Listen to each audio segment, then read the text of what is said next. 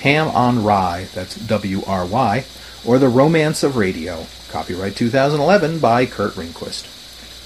Oh boy, I've written this title, Ham on Rye, and now I've got to explain it.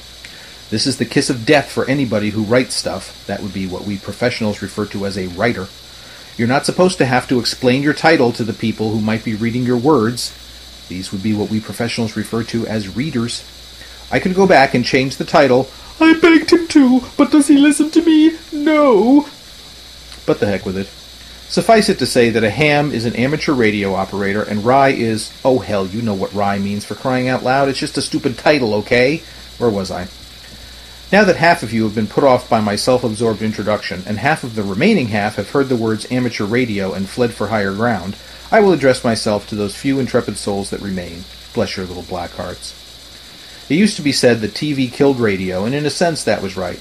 TV killed the 1930s network radio model of drama, comedy, suspense, music, what Woody Allen portrayed in Radio Days or Gene Shepard portrayed in A Christmas Story. You can't turn on your radio on Sunday evening to hear Jack Benny on the local NBC station anymore. TV was far more compelling than radio could be because humans are visually oriented creatures. No matter how much anyone rhapsodizes about how wonderful radio or books are because you can envision more fantastical things with your mind than a TV program could ever show you, the fact remains that people want to see stuff. That's why we have these great eyes in our foreheads.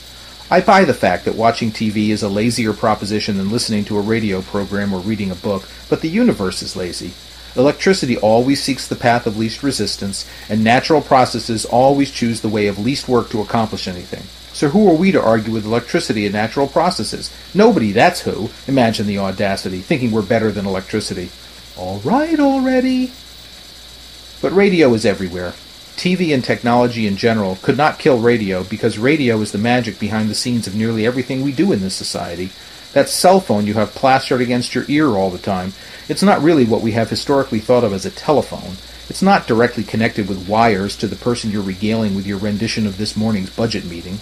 It has way more in common with the walkie-talkie you played with when you were a kid, if you are of, let's say, a certain age. It's a little radio transceiver.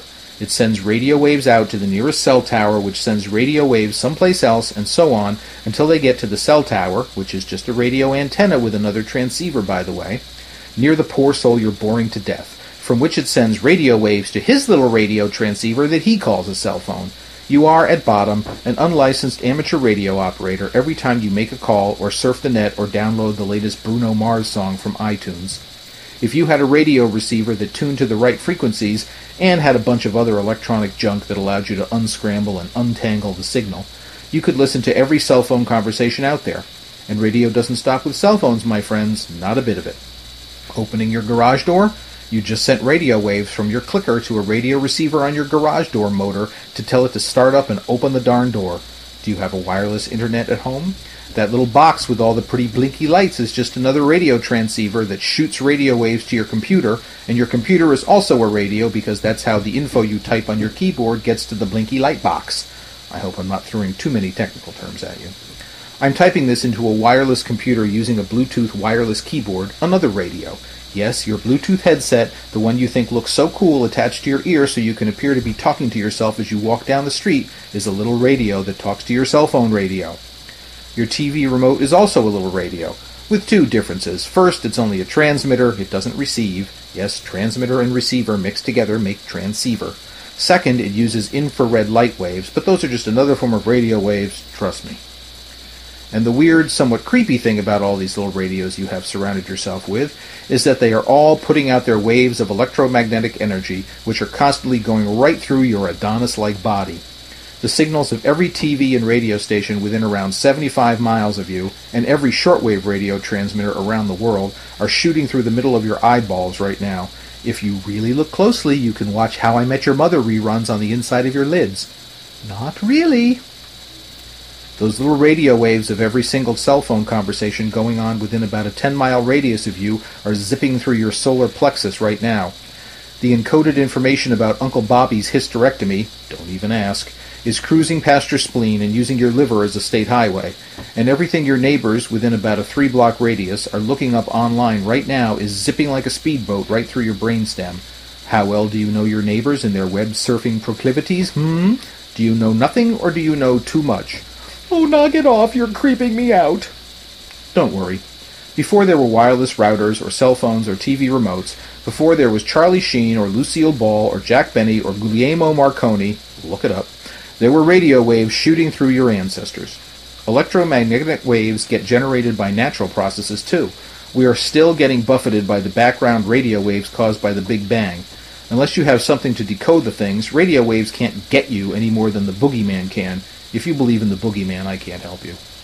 But if the thought of all those radio waves shooting through you still makes you want to go out and buy an aluminum helmet to keep the aliens from talking to your brain, see, those nut jobs aren't really as nutty as they seem, are they? Think instead of the really nice things that are moving through you. Love songs and pictures of puppies your daughter is downloading, and rainbows and unicorns and, now I'm going to buy an aluminum helmet. All kinds of sweet things. And you thought this was going to be some boring piece about sending Morse code to a guy hunched over his ham radio set in Lithuania. Well, it's that too.